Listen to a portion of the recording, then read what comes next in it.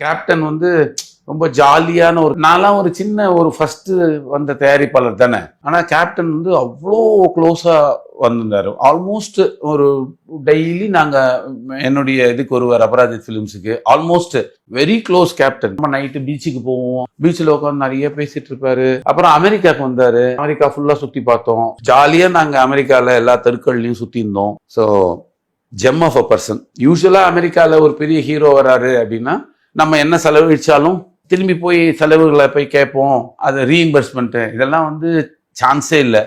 ஆனால் கேப்டன் வந்து நான் என்ன செலவழிச்சேனோ அதெல்லாம் நோட் பண்ணிக்க சொல்லி, நான் இங்கே வந்தபோது வீட்டுக்கு கூப்பிட்டுருந்தாரு. அப்போ போகும்போது பார்த்தா, இது பாடுற, இதுதான் நீ செலவழிச்சிருந்தியா, இதெல்லாம் இது பண்ணு அப்படின்னு.